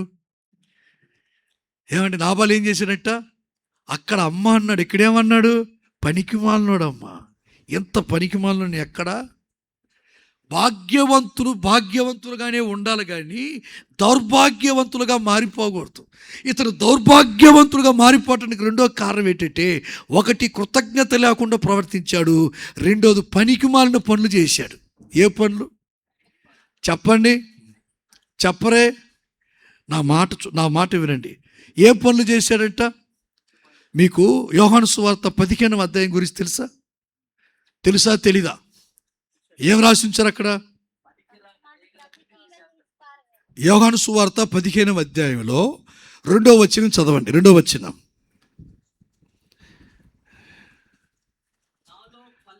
నాలో ఫలింపని ప్రతి తీగను ఆయన తీసి పారవేయును. ఫలించు ప్రతి తీగ మరి ఎక్కువగా ఫలింపవలనని దానిలోని పనికిరాని తీగలను దానిలో పనికిరాని తీగ అంటే పనికి మాలిన తీగ. ఏం తీగ? పనికిరాని తీగ అంటే పనికి మాలిన తీగ. ఏమంటే ఫలించాలంటే పనికి మాలిన అనుభూతులు ఉండకూడదు. ఏ అనుభూతులు ఉండకూడదు? నా మాటలు మీకు అర్థమవుతున్నాయా? నాలో ఫలించని ప్రతి తీగ, ఏమండి, నాలో ఫలించని ప్రతి తీగ ఏమండి పారవేయబడను, చెట్టుతో సగా నరికి వేయబడను. ఫలించేవారు ఇంకా బహుగా ఫలించాలంటే ఫలించాలనుకున్న వారందరూ కూడా పనికి మాలిన తీగలు ఏం చేయాలా? చెప్పాలా? మారు మనసు తగిన ఫలములు, ఆత్మ ఫలములు, కృపావరములు నీలో ఫలించాలంటే పనికి మాలిన తీగలన్నీ తీసి పడేయాలా? ఏం తీగలు చెప్పాలా? ఇడు పనికి మాలిన తీగతో సమానం. ఎవరు? ఫలించేవాడైతే ఆ పనికి మాలిన తీగని ఎప్పుడో తీసి పడేసి ఉంటాడు. నా మాటలు మీకు అర్థమవుతున్నాయా? ఈరోజు పనికొచ్చే వారంగా మారాలా, ఫలమిచ్చే వారంగా మారాలా. వృక్షం అనే చెట్టు దగ్గరికి ప్రభువు వచ్చి చూసినప్పుడు, తినటానికి ఆకలి కూడా నీ దగ్గరికి వచ్చినప్పుడు, అనగా వృక్షం దగ్గరికి వచ్చినప్పుడు అందులో ఫలములు కనపడాలా. ఫలములు కనపడాలంటే ఫలించాలా కదా? ఫలించాలంటే ఏ తీగలు తీసేయాలా? చెప్పాలా? అందరు చెప్పండి.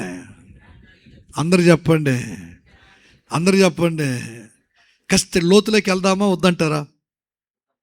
వెళ్ళమంటారా? వెళ్దామా?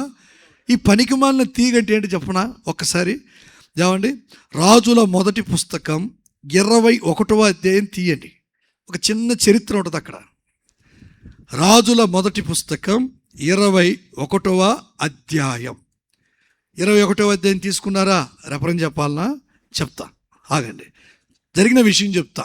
నాబాలు గురించి ఏమంటే నేను చెప్తున్న విషయాలు మీకు బాగా అర్థమై ఉంటాయి. ఇక్కడ ఒక మనిషి ఉంటాడు, అతని పేరు ఏం పేరంటే నాబోతు. చెప్పండి. ఈ నాబోతుకు ఒక ద్రాక్ష తోట ఉంటుంది. ఇది ఆగాబు వచ్చి అడుగుతాడు. నాబోతు ఎవడం అన్నపానాలు తినకుండా మంచం ఎక్కి పొనుకుంటాడు.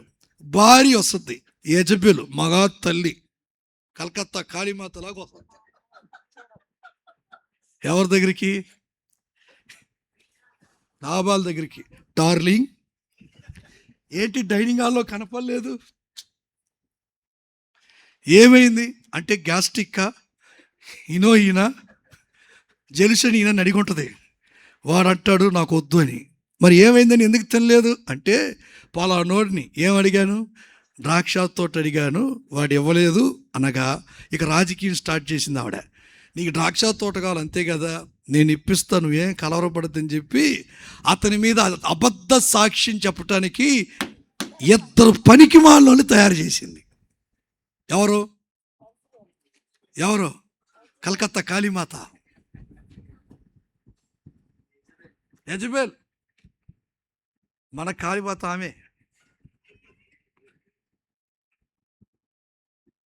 యెజబెల్ ఎవరిని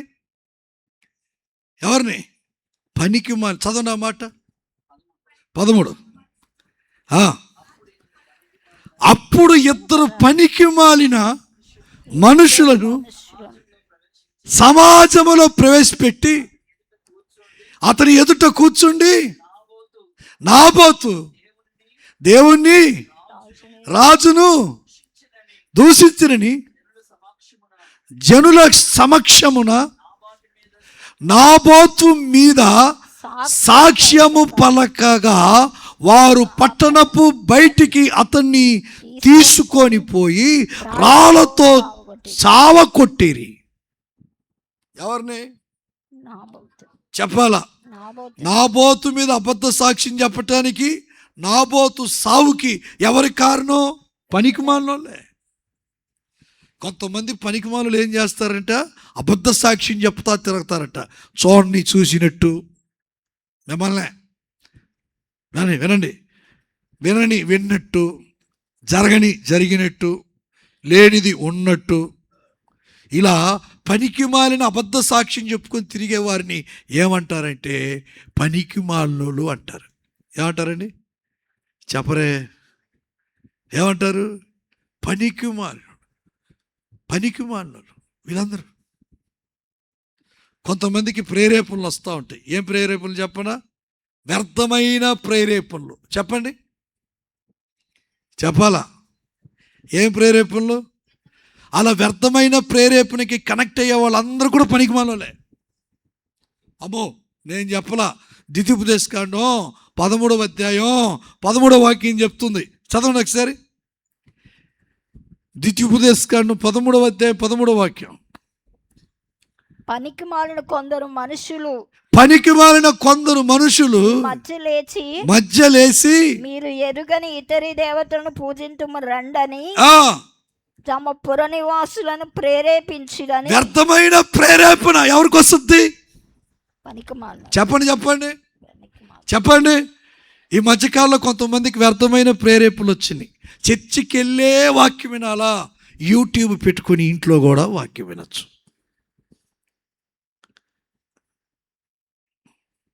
చెప్పరే, చర్చికెళ్ళే వాక్యం వినాలా? చర్చికెళ్ళే బల తీసుకోవాలా? ఆ మధ్యకాలంలో కరోనా దినాల్లో కొంతమంది మహానుభావులు ఏం చేశారో తెలుసా? భక్తులారా, మీరు బల తయారు చేసుకోండి, నేను ఇక్కడ నుండి ప్రార్థన చేస్తా, మీరు అక్కడ నుండి పుచ్చుకోండి.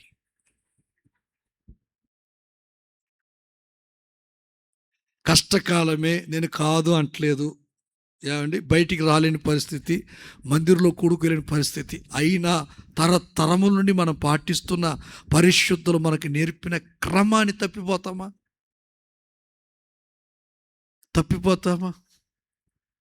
ఏమండి, తప్పిపోతామా? కొంతమంది ఈ మధ్యకాలం చేసి ఇంకా భయంకరమైన పనులు ఏంటంటే, ఇక్కడ పాస్టర్ నుండి వాక్యం చెప్తే వింటలేదండి, టీవీ ముందు కూర్చొని వాక్యం వింటున్నారండి. స్క్రీన్ ముందు కూర్చొని వాక్యం వింటున్నారండి. అసలు ఏమనాలా? ఏంటి ప్రేరేపణ? ఇవన్నీ ఎవరు చేసే పనులంటే ఎవరు? మీరు ఫలించాలంటే ఇలాంటి వ్యర్థమైన ప్రేరేపణలు, అబద్ధ సాక్ష్యాలు చెప్పటం, ఇవన్నీ పనికిమాలిన పనులు. ఇవన్నీ నాబాలు చేసి సౌభాగ్య స్థితిని, భాగ్యవంతమైన జీవితాన్ని పోగొట్టుకున్నట్టు.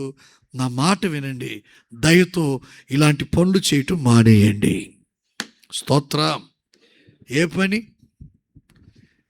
అండి? పనికిమాలిన పని.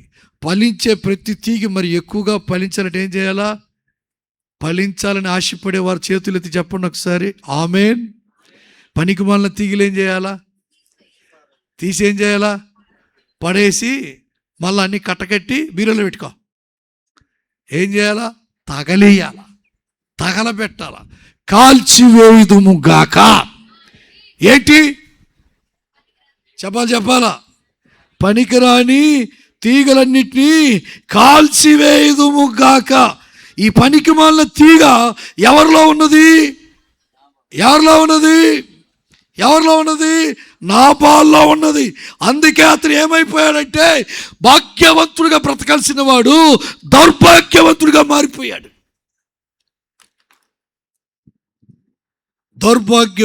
మారిపోయాడు. ఈరోజు ఆ అనుబుద్ధి మనల్ని విడిచిపెట్టి తొలగిపోనుగాక. ఒకటి, కృతజ్ఞత లేనివాడుగా బ్రతికాడు. 2 పనికి మాలిన ఆలోచన చేశాడు. 3వ విషయం చెప్పనా, వీడు భాగ్యవంతుడుగా బ్రతికిన ఇతను దౌర్భాగ్యవంతుడిగా మారిపోయిన కథ. మారటానికి గల కారణం ఏంటి తెలుసా? చూడండి, బైబిల్ గ్రంథంలో 1వ అధ్యాయం, సమూయేలు రాసిన 1వ పుస్తకం 1వ అధ్యాయం 39వ వాక్యాన్ని చదువుదాం.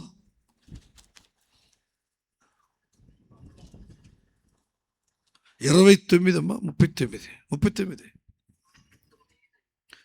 అండి. సమూయేలు రాసిన 1వ పుస్తకం నాబాలు చనిపోయినని దావీదు విని 25వ అధ్యాయం 25వ అధ్యాయంలోనే 39వ వచనం.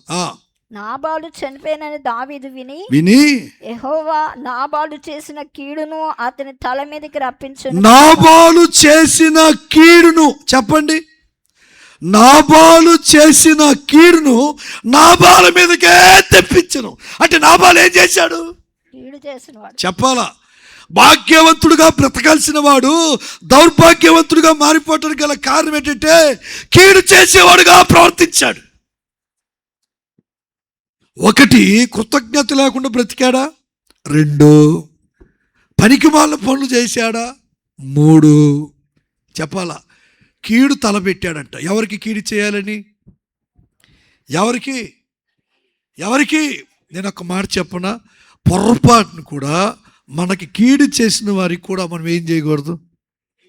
చెప్పరే, యేసుప్రభు రక్తం చేత కడగబడిన వారికి కస్తైన ఏముండాలా? ప్రేమ ఉండాలా, కస్తైన జాలి ఉండాలా, కస్తైన కనికరం ఉండాలా, కస్తైన మంచి మనసు ఉండాలి. కానీ ఇంత కఠినంగా ప్రవర్తిస్తారా? నీకు ఏదో కీడు చేశాడు వాడు చేశాడండి, అందుకని మనం కూడా చేసేస్తామా? అలా చేస్తే గుర్రం గాడిది ఒకటవుతా కాదు, గుర్రమే చెప్పాలా, కాకే పౌరాము చెప్పరే, గద్దే పక్షిరాజే. నువ్వు పక్షిరాజు వలె ఉండాలి, నువ్వు పావురాము వలె ఉండాలి. ప్రైజ్ ది లార్డ్, హల్లెలూయా. నువ్వు గొర్రె పిల్ల వలె ఉండాలి, నీలో ఒక ప్రత్యేకత కనపడాలి. నీకు కీడు చేసినా నువ్వేం చేయకూడదు? ఏం చేయకూడదు చెప్పాలా? నేను సండే స్కూల్కి వెళ్ళే దినాల్లో మా సండే స్కూల్ టీచర్ ఒక మాట చెప్పేవారు. ఆయన నేను పెద్దోడైందాక ఆ మాట చెప్తా ఉన్నారు కాబట్టి అది నా గుండెలో బాగా నాటకపోయింది. ఏమని చెప్పేవాడు తెలుసండి? బడిలో నేర్చుకున్న సంగతుల కన్నా గుడిలో నేర్చుకునే సంగతులు గొప్పవి అన్నారు. గుళ్ళోనే మీకు ఇలాంటి మంచి పద్ధతులు నేర్పుతారు. స్తోత్రం, హల్లెలూయా. ఈరోజు గుళ్ళో మీకు ఏం నేర్పుతున్నారంట? అనగా దేవుని మందిరంలో మీకు ఏం నేర్పుతున్నారు? కీడు చేయటం మానివేద్దాం గాక. ఏం చేయకూడదు మనం? చెప్పాలా?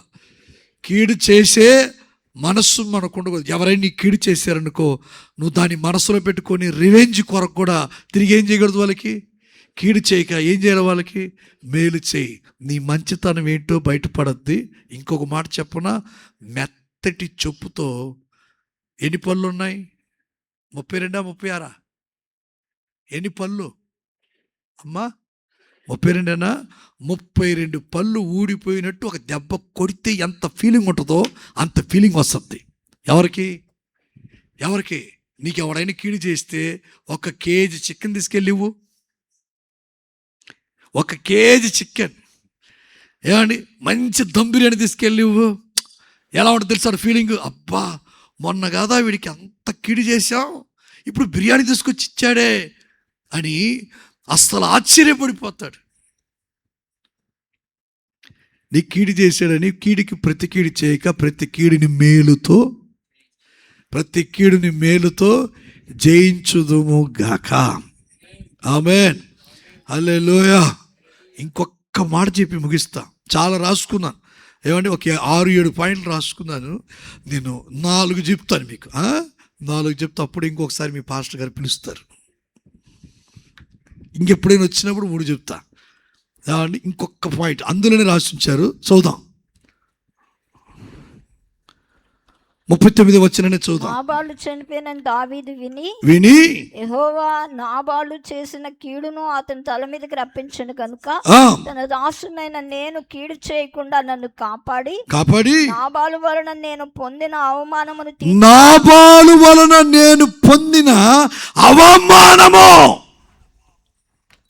నాబాలు ఎటువంటి వాడంట? అవమానపరిచేవాడు. యేసేపు లాంటి నీతిమంతుడేం కాదు.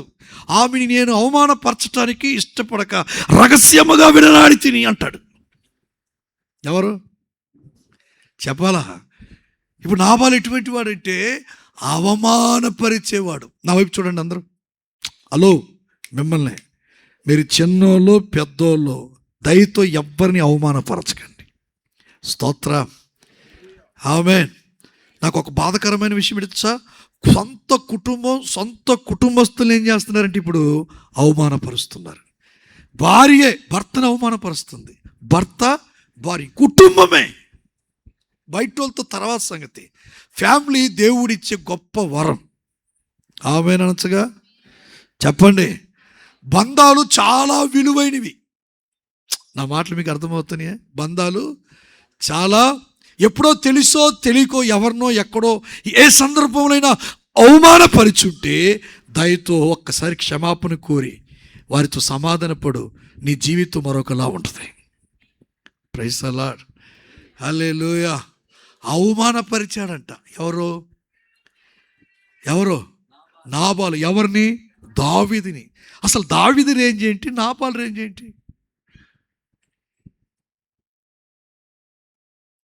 దావీదుని అవమానపరిచినప్పుడు అబిగయీలు అడ్డుగాని పడకపోయి ఉంటే ఆ రోజు వాళ్ళ మెడకాయ మీద తలకాయి లేచిపోయేది. ఎంత అవమానాన్ని తట్టుకొని కూడా ఒక మనిషి నిలబడుతున్నాడంటే అది మామూలు గుండెకాయ కాదండి. స్తోత్రం, హల్లెలూయా. ఎంత అవమానం దావీదుకి. హట్టయ్యా. ఏమయ్యా? ఎవరు? కొంతమంది అంటారు నేనేమయ్యా? హట్టయ్యా. దోశ కాలేదా? ఇడ్లీ కాలేదా? ఏమయ్యా నేను? అట్టయ్యా. అందుకే రివెంజ్. వాడిని ఏం చేశాను? అవమానపరిచా. నేను ఒక్క మాట చెప్పనా? మనం అవమానపడ్డా పర్వాలా, ఎదుటివాడు అవమానపడకుండా కాపాడుకోవటంలో ఉన్న ఆనందం గొప్పదండి. స్తోత్రం, హల్లెలూయా. అక్కడ నేను అవమానపడితే వాడు తల పైకెత్తుకుంటాడు, వాడికి మంచి భవిష్యత్తు దొరుకుద్ది అనుకుంటే అవమానపడట్లో తప్పేమీ లేదు. నీ వలన ఒకడు బాగుపడుతున్నాడు కదా, నీ వలన ఒక కుటుంబం కట్టబడుతుంది కదా, నీ వలన కాపురం సెట్ అవుతుంది, కాపురం సెట్ అయిపోతుంది కదా. అవమానపడట్లో తప్పేమీ లేదు. ఆమేన్, హల్లెలూయా. వాళ్ళు తెలుసుకుంటారు ఆ రోజు వస్తే, అనవసరంగా వాళ్ళని అవమానపరిచాం. వాళ్ళు మౌనంగా ఉండి వాళ్ళ నీతి ఏంటో చూపించి వెళ్ళారు. ఈరోజు మనం పశ్చాత్తాపడుతున్నామే అనే ఫీల్ వాళ్ళకి వస్తుంది. ఒక రోజున నీ నీతికి తప్పకుండా దేవుడు ప్రతిఫలం ఇస్తాడు. నాబాలు అవమానపరిచేవాడుగా మారాడు కాబట్టి భాగ్యవంతుడు దౌర్భాగ్యవంతుడుగా మారిపోయాడు. నేను ఎందుకు ఈ మాటలు చెప్తున్నానంటే, ఈ పూట దేవుడు మిమ్మల్ని ఏ స్థాయిలో ఉంచాడో ఆ స్థాయిని కాపాడుకుంటా బ్రతికేద్దుంగాక. మిమ్మల్ని ఏ స్థితిలో ఉంచాడో ఆ స్థితిలోనే ఉండిపోదురుగాక. అది భాగ్యవంతమైన స్థితి, దాన్ని పోగొట్టుకోవద్దు. దేవుడు నిన్ను ఒక మంచి మందిరాన్ని ఇచ్చాడు, అది భాగ్యవంతమైన జీవితం. ఒక మంచి సేవకుడిని ఇచ్చాడు, అది భాగ్యవంతమైన జీవితం. ఒక మంచి ఉపదేశాన్ని ఇచ్చాడు, అది భాగ్యవంతమైన జీవితం. ఒక మంచి నాయకత్వంలో నడిపింపులో ఉన్నారు, అది భాగ్యవంతమైన జీవితం. ఒక మంచి పరిశుద్ధుల సహవాసంలో ఉన్నారు, అపోస్తుల బోధ వింటున్నారు, ఇది భాగ్యవంతమైన జీవితం. దీన్ని ఏం చేసుకోకూడదు, పోగొట్టుకూడదు. ఒక మంచి ఉద్యోగం, ఒక మంచి లైఫ్, ఒక మంచి లైఫ్ పార్ట్నర్ దేవుడు నీకు ఇచ్చాడు. భాగ్యవంతమైన నీ జీవితాన్ని పోగొట్టుకోవద్దు. నీ ఆవేశంతో, నీ హడావుడితనంతో, నీ అహంకారంతో, నీ అహంభావంతో, నీ దూకుడుతో, నీ మూర్ఖత్వంతో, నీ కోపముతో, నీ ఈర్ష్యతో, నీ ద్వేషముతో, నీ పగతో, నీ వైరముతో ఆ మంచి అనుభూతిని పోగొట్టుకోవద్దు. ఆ స్థాయిలో ఉండిపోదాం గాక. సంపాదించుకోవటం చాలా కష్టం అండి. పోగొట్టుకోవటం చెప్పరే 10,000 సంపాదించుకోవటానికి ఎంత కష్టం. నెల రోజులు కష్టపడితే కానీ రావట్లేదు. అదే 10,000 అలా అనగానే పోగొట్టుకోవచ్చు, ఖర్చు పెట్టేయచ్చు. నేనంటాను, ఏ స్థితి అయినా సంపాదించుకోవటం కష్టం. కష్టపడి సంపాదించుకున్న ఆ స్థాయిని అలాగనే కాపాడుకుంటూ వెళ్ళు. అది నీకు భాగ్యం. భాగ్యవంతురాలుగానే ఉండిపో. దౌర్భాగ్యవంతమైన స్థితిలోనికి రావద్దు. ఈరోజు దేవండి, కాలేబు కుటుంబానికి సంబంధించినటువంటి వాడు ఎవరు? నాబాలు. భాగ్యవంతమైన జీవితం ఎవరిది? నాబాలుది. ఏంటి అతని భాగ్యం? ఆస్తిపరుడండి. 3,000 గొర్రెలు, 1,000 మేకలు, సుబుద్ధి కలిగిన భార్య, వినయము విధేయత కలిగిన మంచి గుణం, మంచితనం కలిగిన కుటుంబం. దావీదే భాగ్యవంతుడు. అతనికి క్షేమం కలుగునుగా కానీ శుభవచనం పలికిన విధానం అస్సలు రెచ్చిపోవాలి. అంతటి సౌభాగ్య స్థితిని అనుభవిస్తున్నవాడు నాబాలు రెప్పపాటున దౌర్భాగ్య స్థితిలోకి దిగిపోయాడట. కారణం తన క్యారెక్టర్, తన ప్రవర్తన. ఏం చేశాడు? కృతజ్ఞత లేకుండా ప్రవర్తించాడు. పనికిమాలిన పనులు చేశాడు. కీడుని తలపెట్టాడు. ఎదుటివాడిని నిర్దాక్షణంగా అవమానపరిచాడు. ఇవన్నీ చూసిన దేవుడు రెప్పపాటున అతని జీవితాన్ని ఎక్కడికి తీసుకొచ్చాడంట? దౌర్భాగ్య స్థితిలోకి తీసుకొచ్చాడంట. ఏంటి తెలుసా దౌర్భాగ్య స్థితి? మీరు వినండి, నేను చెప్తాను. ఏమండి, ఆ రోజు రాత్రి ఆవిడ వెళ్ళి దావీదు కోపాన్ని ఏమండి నెమ్మలపరిచి తిరిగి ఇంటికి వచ్చేలేకే వీడు బాగా తిని మత్తులో ఉన్నాడంట. ఎవరు చెప్పాలా? బాగా మత్తెక్కిపోయాడంట, మత్తులో ఉన్నాడంట. ఇప్పుడు ఏం చెప్పినా మనిషికి ఎక్కదు బుర్రకి. అన్ని తెల్లవారు దాకా ఓపిక పెట్టి తెల్లవారి నాకు చెప్పిందంట, జరిగిందంతా నువ్వు ఇలా చేశావు, ఇలా ప్రవర్తించావు, కృతజ్ఞత లేకుండా ప్రవర్తించావు, పనికిమాలిన పనులు చేశావు, దావీదుకి కీడు చేయటానికి తలపెట్టావు, నిర్దాక్షిణంగా ఆయన్ని అవమానపరిచావు. నేను వెళ్ళి ఆయనకి అడ్డుపడి ఆయన్ని సమాధానపరిచి పంపించాను. నేనే కానీ అడ్డుపడకపోతే నీ జీవితం ఏమైపోయేట్టుదో నాకే తెలీదు అని చెప్పటానికి ఏమైనా స్టార్ట్ చేసి ముగించేలోపు ఆటు బీటు పెరిగిపోయిందంట. ఎవరికి కొట్టుకుంటుందంట గుండెకాయ. ఏమని? లప్పు టప్పు అని గుండె ఆటు బీటు పెరిగిపోయిందంట. ఏమని? 70-80లో కొట్టుకోవాల్సింది 90కి, 100కి, 110కి, 150కి, 200 దాకెళ్ళిపోయిందంట. ఏది చెప్పరే? మొత్తానికి హాస్పిటల్కి తీసుకెళ్ళి చేర్చిందంట మగాతల్లి. 10 రోజులు బాగున్నాడట. 11వ రోజు వేసాడు ఒక దెబ్బ మా నాయన. ఎవరో 10 రోజులు ఓపిక పట్టాడట ఆయన. 10 రోజులు చూద్దాం, ఏమైనా నా వైపు తిరుగుతాడేమో, చూద్దాం చేసిన దానికి పశ్చాత్తాపడతాడేమో, చూద్దాం ఏదో ఒక రూపంలో లొంగి లోబడిపోతాడేమని 10 రోజులు అవకాశం ఇస్తే ఈ 10 రోజులు ఒక్కసారైనా దేవుని వైపు తిరగలేదంట. ఎవరు 10 రోజులు టైం ఇచ్చినప్పుడు ఏం చేయాలండి? తప్పు అయిపోయింది నాయన అని ఒక్కరోజు దేవుని సన్నిధిలోకి వచ్చి సాగిలిపోతుంటే బైబిల్లో రాయబడింది కదా, అవన్నీ 1000 తరముల వరకు చెప్పాలి. ఎన్ని తరములు? 1000 తలముறை మట్టుం ఇరక్కం పారాట్టుగరవారు. అంటే 1000 తరముల వరకు కనికరం కృప చూపేవాడు ఆయన. ఎల్లి పాదాలు పట్టుకొని, బాబు తప్పైపోయింది బాబు నన్ను క్షమించయ్యా, ఇక ఎన్నడూ ఇలా నేను కృతజ్ఞత లేని వానిగా బ్రతకను, పనికిమాలిన ఆలోచనలు చేయను, ఎవరికి కీడు తలపెట్టను, నిర్దాక్షిణంగా ఏ హృదయాన్ని ఏ మనిషిని అవమానపరచను. పొరపాటు అయిపోయిందయ్యా అని ఆ 10 రోజుల్లో ఒక్క రోజైనా ప్రభు పాదాలు పట్టుకొని ఉంటే హిజ్కియాకి 15 సంవత్సరాలు ఇచ్చినట్టు కనీసం 7 సంవత్సరాలని ఇచ్చేవాడు. ఎవరికి చెప్పండి? ఎవరికే? నాబాలుకి. అయితే ఈ 10 రోజులు గడువు ఉన్నా వాడు ఏం చేయలేదు, చెప్పరే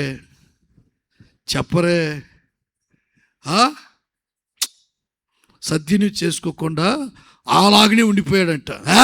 నేనేంది చేసిన తప్పుకి పశ్చాత్తాపడేది ఏంది అని అనుకున్నాడు. 11వ రోజు ఒక దెబ్బ వేసాడంట. చదువుతారా మాటని? చదవండి.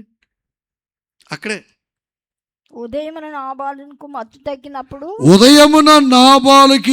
మత్తు తగ్గినప్పుడు అతని భార్య ఆ సంగతులను తెలియచెప్పగా భయము చేత అతని గుండె పగిలెను. అతడు రాతి వలె బిగుసుకుపోయాను. 10 దినములైన తరువాత 10 రోజులైన తర్వాత యెహోవా నాబాలుని మొత్తగా అతడు చనిపోయాను. ఏమయ్యాడు చెప్పాలా? చనిపోయాడు. ఇది అతను ముగింపు. భాగ్యవంతుడు దౌర్భాగ్యవంతుడైన కథ. నేనంటాను, ఈరోజు మీరు దౌర్భాగ్యవంతులుగా ఉంటే భాగ్యవంతులుగా మారిపోండి. మీ కథ రాబో తరానికి ఆశీర్వాదకరంగా మారిపోతాయి. ఆమేన్. దేవుడు నిన్ను ప్రేమించాడండి. అయ్యా, అనయ్య, తమ్మి, చెల్లమ్మ, తల్లి, దేవుడు నిన్ను ఎంతగానో ప్రేమించాడు. నీకు ఒక ఉన్నత స్థాయిని ఇచ్చాడు. నీకు మంచి ఉద్యోగం ఇచ్చాడు. నీకు మంచి భర్తనిచ్చాడు. నీకు మంచి భార్యనిచ్చాడు. నీకు మంచి పిల్లల్నిచ్చాడు. నీకు మంచి హోదానిచ్చాడు. మంచి నెట్వర్క్ నీకు ఇచ్చాడు. మంచి ఉపదేశం, మంచి కాపరి, మంచి సంఘం. ఇది అలాగనే కాపాడుకుంటూ యాత్రని ముగిచ్చేద్దాం గాక. స్తోత్రం. హల్లెలూయా. ఈ స్థాయిలో ఉంచినందుకు కృతజ్ఞత కలిగి ఉండాలి, కానీ పనికిమాల పనులు చేయకూడదు. ఎవరికి కీడు తలపెట్టకుండా అవమానపరచకుండా బ్రతికేస్తే ఖచ్చితంగా గుండికాయ గుర్తుపెట్టుకోండి. ఏ కాయ చెప్పండి? నా దేవుడు సెక్యూరిటీ గార్డుగా ఉండి కాపాడతాడు. ఆమేన్. నిన్ను కాపాడతాడు, నీ కుటుంబాన్ని కాపాడతాడు, అవసరమైతే నీ గుండెకాయని కూడా కాపాడతాడు. మనం కానీ కస్త విర్రవీగామా, కస్త అతిశయించామా, కొస్త తోక పెరిగిందే, ఎక్స్ట్రాలు చేశామా, కష్టాలు పాలవుతాం. తప్పదు. ఈ రోజున మన జీవితాన్ని బలిపీఠం మీద తీసుకొద్దాం. యేసు ప్రభు చేతికి అప్పచెప్దాం. అందుకే ఆయన ఈ లోకానికి వచ్చాడు. నిన్ను మనిషిగా మార్చటానికే, మానత్వంతో నిన్ను నింపటానికే, నీ మనుగడ భూమి మీద సాగటానికే తన ప్రాణాన్ని పెట్టాడు. 3వ రోజున పునరుద్ధరణై లేచాడు. తిరిగి రానై ఉన్నాడు. ఎవరి కొరకంటే ఆత్మయు పెళ్లి కుమార్తె రమ్ము అనే స్వరము నీకు వినబడేటట్టు చేసి సిద్ధపడిన ఆయన కన్యకైనా, ఆయన భార్య అయినా నిన్ను నన్ను తీసుకొని వెళ్ళటానికి నా ప్రియుడు మేఘవాగనుడై వచ్చుచున్నాడు. ఆమేన్. రాబోతున్నాడు. ఈ శుభవేళ మన జీవితాన్ని ప్రభు చేతులు పెట్టి, ఏమైనా ఒడిదుడుకులు మన జీవితంలో ఉంటే, ఏమైనా చిన్న చిన్న లోపాలు బలహీనతలు మన జీవితంలో ఉంటే ప్రభు సన్నిధిలో ఒప్పుకొని విడిచిపెట్టి ఒక్క తీర్మానం చేద్దాం. నేను భాగ్యవంతుడుగానే బ్రతుకుతాను, కానీ దౌర్భాగ్యవంతునిగా దిగజారిపోనయ్యా. ఒకవేళ దిగజారిపోయి దౌర్భాగ్య స్థితిలో ఉంటే ఈ రోజున భాగ్యవంతుడుగా మారతానయ్యా. ఒక్క అవకాశమే. వాడికి 10 రోజులు ఇచ్చావు, నాకు ఒక్క పావు గంట అయ్యా, లొంగి లోబడిపోతానని చెప్పి పావు గంట దేవుని సన్నిధిలో కృపా గడియలు తీసేసుకొని మనలను మనం అప్పు చెప్పుకుందాం. లేచి నిలబడదాం.